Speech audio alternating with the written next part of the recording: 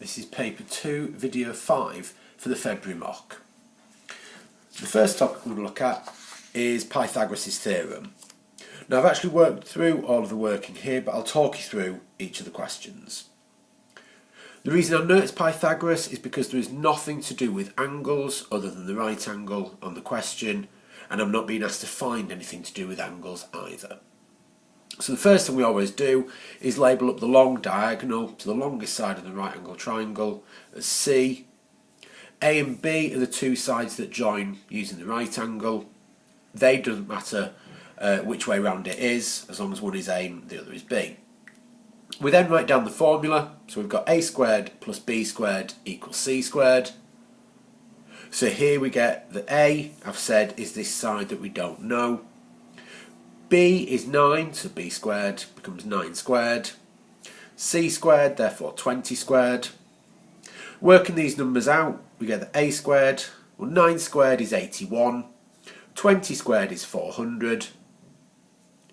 We then need to just rearrange this to try and get A squared to be the subject. So we basically take 81 away from the 400, leaving us with A squared equals 319. And then we take the square root of that because we want to find out the value of A, not A squared. So the square root of 319, if you do it on your calculator, is 17.86. Second Pythagoras question is very similar. This time though, the side that we are looking for is this long diagonal side. So C is the one that we are looking for here. A and B I've labelled on. So A is 9, B is 5. So that means when we substitute these numbers into Pythagoras, we get that 9 squared plus 5 squared is equal to C squared.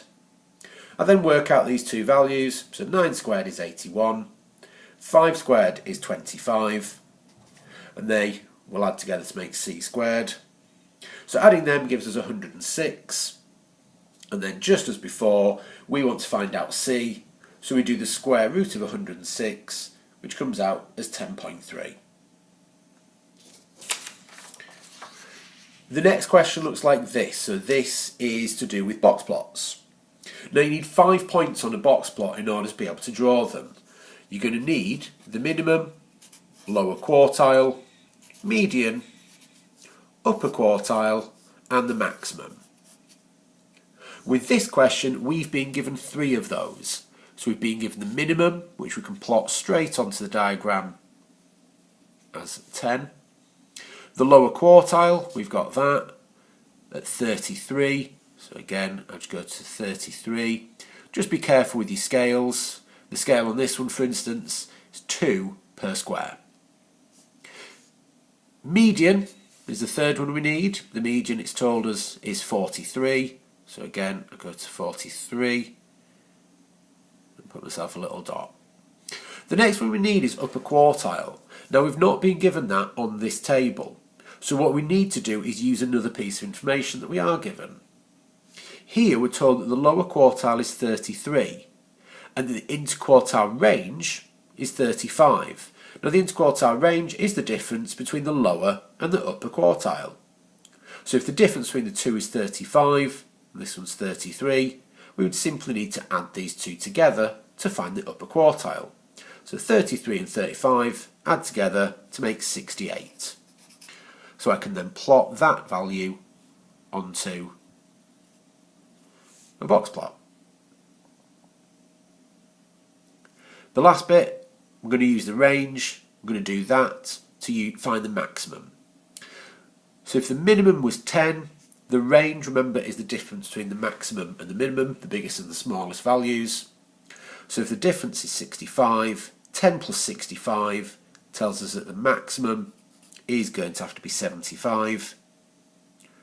So if we plot 75 onto my little box plot, as my point just there.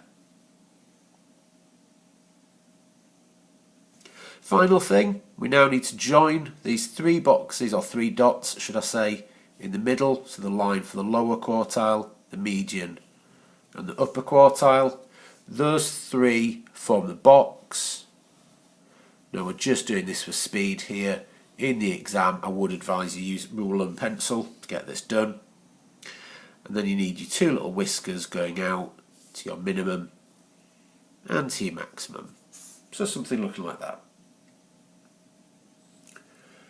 The final question we've got on this video looks like this. So here we're doing some work to do with percentages.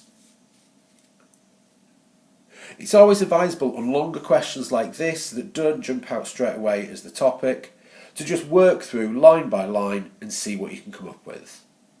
So the first bit it tells us to do with these two rectangles is that the length of B, so the missing value here, is 20% more than the length of A. Well, if the length of A was 40, we want 20% more than that for the length of B. So my little calculation, you might do this in a different way with a calculator, but if we break it down into its simplest form, 10% of 40 is 4, so 20% of 40 would simply be double that. 20% of 40 is 8, and if we want it to be 20% more, we would simply need to do 40, add on that 8 to give us 48, therefore telling us that this length here is 48 centimetres.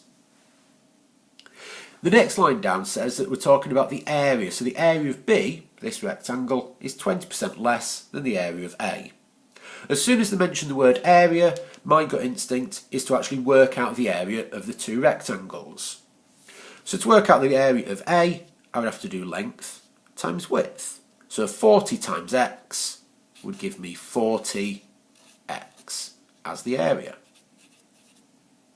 The area of B, in the same way, I would need to do 48 times y. So that would tell me that the area here is 48y. Now if we bring in what it says down here, the area of B is 20% less than the area of A. So what I need to do is try and find 20% of this area and take it off. I'm going to do it the same way. So 10% of 40x. Now we don't know what the x represents at the moment, so I'm just going to do 10% of 40. 10% of 40 is 4, so 10% of 40x is 4x. Same idea, 20% of 40x is therefore double 10%. So 4x doubled, 8x. So to do a 20% decrease, what I'd need to do is 40x, take away the 20%, so take away 8x, which gives me 32x. So that tells me that this value here is now 20% less than that, and it should be equal to the area of this one.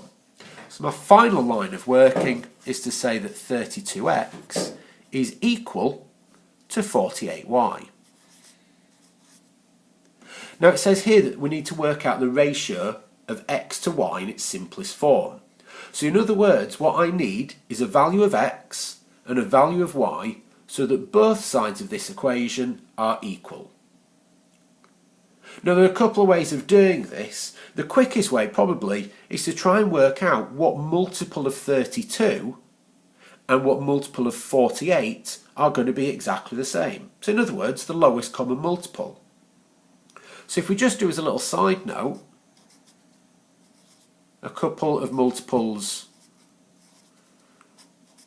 of 32, and I'm hoping one of these is also in the 48 times table. So there we go, 96. So we would need 3 lots of 32 to be exactly the same as 2 lots of 48. Therefore the ratio of x to y, well x is 3, y would have to be 2, so the ratio of x to y is 3 to 2.